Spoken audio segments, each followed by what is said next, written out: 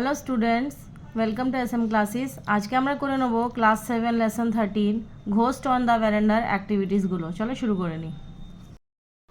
তো দেখে নেব activity 1, complete the following table with information from the text. তো আমরা যে গল্পটা পড়েছি তো ওর মধ্য থেকে আমাকে বেছে নিয়ে এই যে ছকটা দেওয়া আছে এটা পূর্ণ করে নিতে হবে। তো এখানে দেখো আমাকে দুটো ছক দেওয়া আছে। তো আমাদেরকে এখানে দেওয়া আছে স্টেটমেন্ট আর রিজন। স্টেটমেন্ট মানে হচ্ছে যে বিবৃতি, মানে ঘটনাটা, আর রিজন মানে হচ্ছে তার কারণ লিখতে হবে। Now, the author went to stay at Anil house, মানে লেখক যে ছিল অনিলের বাড়িতে থাকতে গিয়েছিল তার কারণ লিখতে হবে। Anil father was out of town, অনিলের বাবা শহরের বাইরে গিয়েছিলেন। অ্যান্ড সুতরাং he was invited to stay there, তার জন্য তাকে ওখানে থাকার জন্য নিমন্ত্রণ করা হয়েছিল। Number B, Anil's mother told them ghost story, তো অনিলের মা তাদেরকে ভূতের কাহিনী শুনিয়েছিলেন, তার কারণ her memory was stored with incredible amount of folklore, তার স্মৃতিতে সংগ্রহ ছিল অবিশ্বাস্য রকমের লোককথা। The boy in the classroom could stretch his hands 4 yard, তো শ্রেণীকক্ষের যে ছেলেটি ছিল সে তার হাতগুলো 4 ইয়ার্ড পর্যন্ত প্রসারিত করতে পারত। স্ট্রেচ মানে হচ্ছে প্রসারিত করা। হি ওয়াজ এ জিন, কারণ সে ছিল একজন জিন। Anil wish to be a জিন, অনিলের ইচ্ছা ছিল সে যেন একটা জিন হয়ে যায়। কেন? He would get advantage in volleyball matches, কারণ সে ভলিবল ম্যাচ খেলার সময় যেন তার সুযোগটা নিতে পারে। এবার আমরা করে নেব activity 2, answer the following question. এখানে আমাকে কিছু কোয়েশ্চেন দেওয়া আছে, আনসারগুলোকে আমাকে লিখতে হবে। হোয়াট অ্যাট্রাক্টস আ জিন, কোন জিনিসটা জিনেদের আকর্ষণ করে? আ জিন ইজ অ্যাট্রাক্টেড বাই, জিন আকর্ষণ হয় by long hair and pretty black eyes, লম্বা চুল এবং সুন্দর চোখ দেখে। List the activity of an annoyed Munjia, তো যখন মুঞ্জিয়া বিরক্ত বোধ করতো তখন সে কী কী অ্যাক্টিভিটি মানে কী কী কাজগুলো করতো। ভ্যান মুঞ্জিয়া ইজ অ্যানয়েড, যখন একটা মুঞ্জিয়া মানে বিরক্ত বোধ করতো। হি রাশিজ আউট ফ্রম হিজ ট্রি, তো সে তার গাছ থেকে মানে দৌড়াতো বা নিচে নেমে আসতো। And upset tonga, bullock cart, cycle and even a bus too, তো সে টঙ্গা, গরুর গাড়ি, সাইকেল এবং বাসেদের পিছনে দৌড়াতো এবং তাদেরকে বিরক্ত করতো।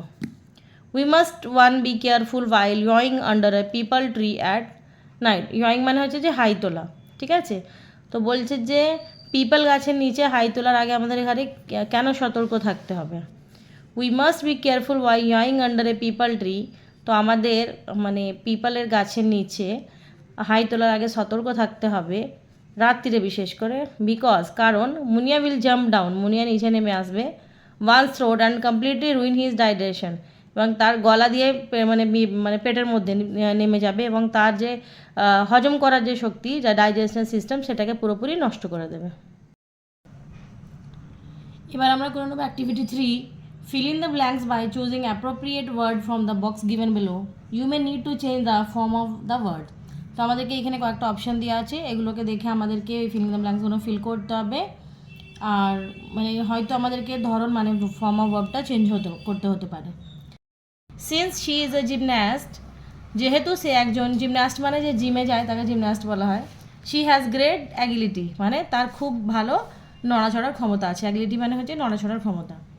Tuhin dash a bucket of water, তো তুহিন নিয়ে এসেছিল এক বালতি জল। তো এখানে আমি ফেজড লিখেছি, তো তোমরা এখানে ফেজডের জায়গায় ফেচিসও লিখতে পারো, প্রেজেন্টে হয়ে যাবে, আমি পাস্টে লিখেছি। ইয়ার স্টোরি ইজ ড্যাশ ইনক্রেডিবল, মানে তোমার গল্পটি খুব মারাত্মক। The utensils are kept inside A cupboard, utensils মানে হচ্ছে বাসনপত্রগুলো রাখা হলো কাপবোর্ডের ভিতরে। এবার আমরা করে নেব activity 4, complete the following comparison by correctly choosing the word from the box given below. তো এখান থেকে আমাকে ওয়ার্ডগুলো চুজ করে এখানে করে নিতে হবে, ঠিকঠাক দেখে নাও। As dash as coal, as black as cloak, মানে কয়লার মতো কালো।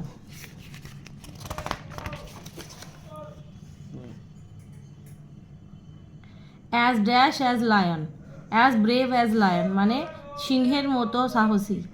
As dash as a bee, as busy as a bee, মানে মৌমাছির মতো ব্যস্ত।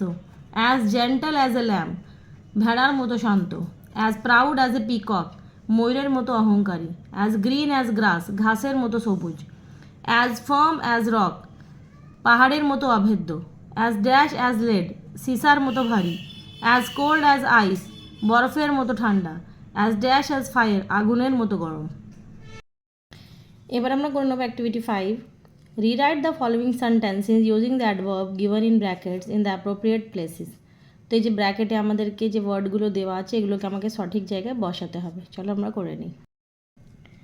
দিস এক্সারসাইজ ইজ ইজি, তো এখানে আমাকে টুটাকে এর মধ্যে লিখতে হবে। This exercise is too easy, এই ব্যায়ামটা খুবই সহজ। দ্য ট্রেন ইজ ফাস্ট, ট্রেনটা হচ্ছে খুব fast. The train is quite fast, ট্রেনটা খুবই ফাস্ট চলে। দ্য বোটল ইজ ফুল, বোতলটা হয় ভর্তি। দ্য বোটল ইজ কোয়াইট ফুল, বোতলটা হয় একদম ভর্তি। উই ওয়ান দ্য ম্যাচ, তো এখানে আমাকে নিয়ারলিটার মধ্যে লিখতে হবে। উই ওয়ান দ্য ম্যাচ মানে হচ্ছে আমরা ম্যাচ জিতেছি। We nearly one the match, তো আমরা প্রায়, মানে নিয়ারলি মানে হচ্ছে প্রায়, আমরা ম্যাচটা প্রায় জিতেছি। We are late, let hurry, আমাদের দেরি হয়ে গেছে, চলো তাড়াতাড়ি করো। এখানে আমি র্যাদারটা অ্যাড করতে হবে। উই আর র্যাদার লেট, আমরা অনেকই দেরিতে আছি, লেট আস হারি, তাড়াতাড়ি চলো। শি হ্যাজ কাম ইন, সে ভিতরে এলো, তখন আমাকে এখানে জাস্ট বসাতে হবে।